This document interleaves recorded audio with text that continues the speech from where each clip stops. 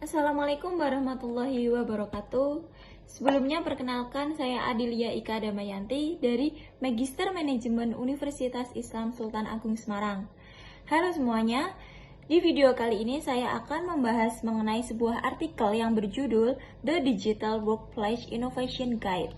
Untuk pembahasannya kita lihat di slide selanjutnya. Selanjutnya pembahasan yang pertama yaitu adalah problem. Apa masalah dalam digital workplace ini?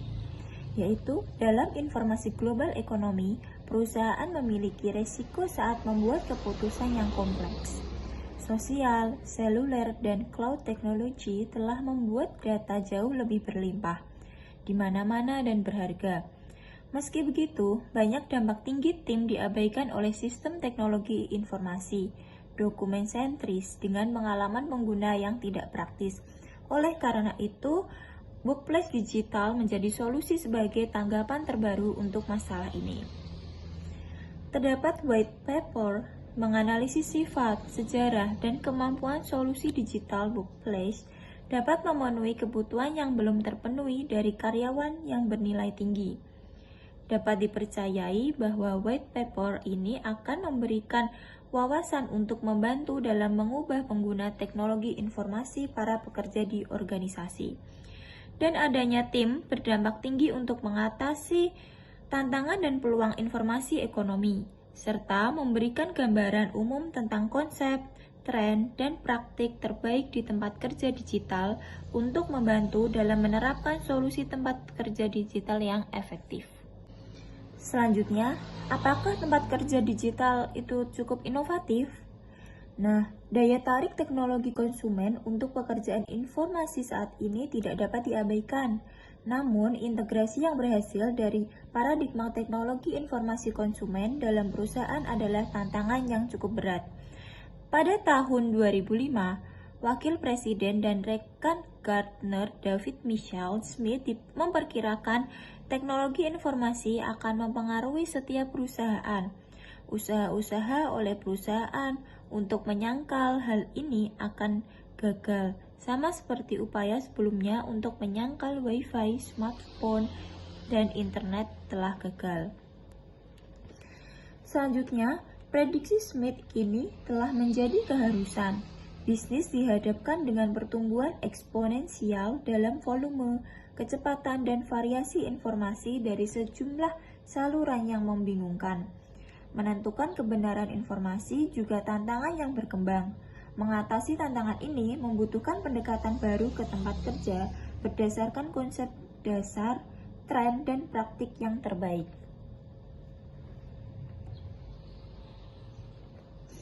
Pembahasan yang selanjutnya di sini ada work is a team sport. Jadi adanya tim ini menghadapi pertumbuhan dan perubahan ini membutuhkan pendekatan baru untuk konfigurasi tempat kerja fisik serta inovasi untuk generasi baru. Maka dari itu muncullah sebuah tempat kerja baru yaitu menggunakan digital yang disebut digital workplace. Pekerja juga meningkatkan harapan mereka untuk menggunakan alat digital di tempat kerja. Bisnis berada di bawah tekanan untuk menyediakan tenaga kerja multi generasi dengan pilihan tempat kerja digital yang selaras dengan sangat visual, sosial, seluler, terhubung cloud, kemampuan yang diharapkan sebagai konsumen.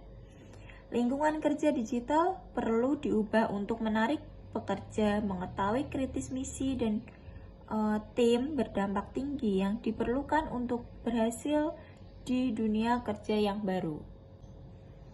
Rekrutmen akan menjadi pengalaman digital karena para kandidat mengharapkan kenyamanan dan kontak seluler. Perusahaan digital akan mengadopsi kebijakan ini untuk menggarisbawahi kredensial digital mereka. Demikian pula, perusahaan digital akan memperluas fokus mereka pada keterlibatan karyawan dan mengintegrasikan fokus baru dalam menciptakan pengalaman karyawan yang menggabungkan serangkaian umpan balik dan layanan mandiri alat baru. Sumber daya manusia akan menjadi salah satu kunci dalam digitalisasi tempat kerja dan akan berperan dalam memberikan pekerjaan berbasis teknologi yang mengubah cara orang berinteraksi. Ini tentu saja akan mencakup manajemen kinerja dan analisis individu. Perusahaan yang telah mengalami proses transformasi digital harus menilai kembali seluruh program manajemen mereka dari penetapan tujuan dan evaluasi terhadap insentif dan penghargaan, dan menyelaraskan semua dengan strategi bisnis. Selanjutnya ada equip your teams to win. Tempat kerja fisik perlu menjadi lebih pintar dan terhubung ke tempat kerja digital yang memanfaatkan teknologi informasi konsumen, sosial, seluler, dan berbasis cloud. Tempat kerja digital yang efektif untuk seluler pekerja dan tim berdampak tinggi membutuhkan memahami persona pengguna. Ini termasuk aspek yang tidak terpenuhi atau kurang terlayani dari karyawan, pengalaman pengguna, serta bagaimana pekerjaan mereka dilakukan dan bagaimana inovasi dalam pengalaman pengguna dapat ditingkatkan. Jadi, untuk menjadi perusahaan yang sukses harus proaktif tentang membina kolaboratif inovasi tempat kerja digital, beradaptasi ketinggalan zaman kebijakan, transformasi budaya perusahaan, dan mengeksplorasi cara untuk membuat pekerjaan yang lebih menyenangkan. Selanjutnya ada Digital Transformation Imperative. Inisiatif transformasi digital yang secara efektif melibatkan dan mendukung tim seluler berdampak tinggi harus mengatasi 8 faktor penting. Yang pertama, visi. Artikulasikan ruang lingkup, skala, rentang waktu, dan nilai inisiatif untuk mencapai bisnis tujuan dengan cara yang inspirasional dan konsisten dengan nilai-nilai organisasi. Yang kedua ada strategi. Mengartikulasikan peran, tanggung jawab, hubungan, dan wewenang semua pemangku kepentingan atau pemasaran, penjualan, dukungan, pelanggan, manufaktur, R&D, sumber daya manusia, teknologi informasi, mitra, vendor, pelanggan, dan lain sebagainya. Yang ketiga ada kasus penggunaan. Tetapkan kondisi kerja saat ini dan yang diinginkan dalam hal persona, fungsi, dan pola kerja berdasarkan interaksi antara pemangku kepentingan, informasi, perangkat keras, dan perangkat lunak sesuai dengan nilai-nilai, tujuan bisnis, dan kebijakan perusahaan. Yang keempat ada budaya. Nilai yang menumbuhkan keterlibatan, berikan penghargaan dan pengakuan, dan memastikan eksekutif mensponsori untuk memodelkan perilaku dan menyediakan insentif serta sumber daya untuk mendukung perubahan. Dan yang kelima ada informasi. Berikan akses ke sumber data dan metadata seperti terstruktur dan tidak terstruktur, berada dalam sistem catatan, sistem interaksi, sistem EFSS, dan dana cloud, repository berbasis, dan lain-lain untuk mendukung pekerjaan dan perbaikan terus-menerus. Dan yang keenam ada arsitektur teknologi infrastruktur, yaitu menyediakan arsitektur perangkat keras, perangkat lunak, dan teknologi informasi untuk mendukung akses informasi yang efektif, komunikasi, kolaborasi, analisis, dan pelaporan sesuai dengan kebijakan dan tujuan bisnis, serta tata kelola, persyaratan keamanan, kontrol, dan pelaporan perusahaan. Yang ketujuh ada kebijakan.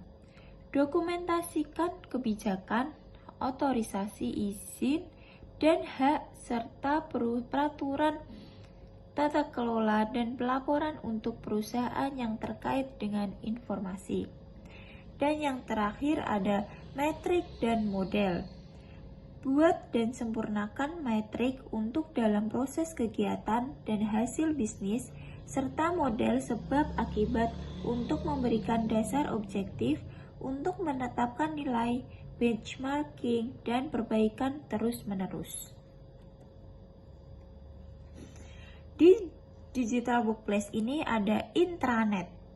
Pada artikel ini disebutkan pada tahun 2014 penggunaan istilah digital workplace sudah mulai tumbuh secara dramatis dan banyak ahli terkenal telah menimbang pada topik. Namun, banyak yang menyamakan istilah itu dengan istilah intranet, jaringan internal dokumen sentris. Yang swasta itu menggunakan seperangkat alat yang terintegrasi berdasarkan Internet Public Protocol. Pada tahun 2009, Paul Miller, CEO dan pendiri Intranet Benchmarking Forum, adalah salah satu yang pertama menggunakan istilah ini, yaitu tempat kerja digital atau digital workplace, untuk menggambarkan serangkaian teknologi dan proses dari intranet perusahaan. Pada tahun-tahun berikutnya, banyak vendor, asosiasi, dan organisasi konsultan memposisikan ulang penawaran intranet mereka sebagai solusi digital di tempat kerja. Peter Miller melanjutkan untuk menemukan digital workplace group. Terlepas dari ratusan laporan penelitian dan puluhan presentasi konferensi, banyak organisasi digital workplace masih hanyalah nama lain untuk sebuah intranet.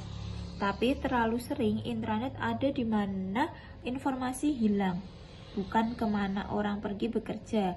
Banyak perusahaan sekarang mulai menyadari bahwa memanggil intranet tempat kerja digital tidak sama dengan memberikannya efektif tempat kerja digital.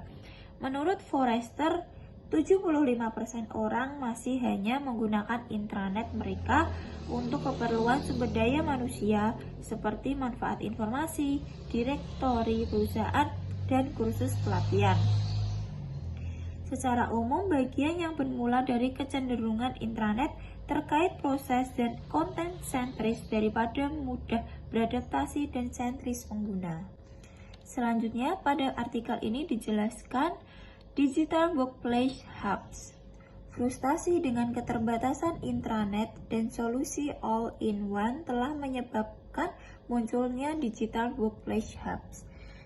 Ini adalah sentris informasi pengguna akhir tempat kerja digital yang dapat dikonfigurasi, yang menyediakan karyawan dan disetujui pihak ketiga dengan patuh dan sesuai kebijakan akses ke sistem warisan catatan array yang disetujui dari aplikasi, algoritma, kantor fisik sumber daya, dan komputasi sumber daya, serta kemampuan untuk mengintegrasikan teknologi yang muncul seperti video interaktif, bertambah realitas, blockchain, virtual reality, dan internet dari hal-hal.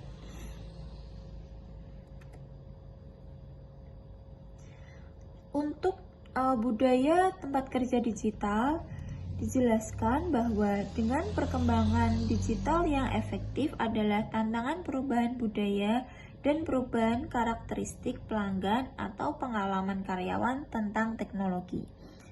Pekerja menggunakan konsumen teknologi beradaptasi dengan teknologi digital jauh lebih cepat daripada perusahaan.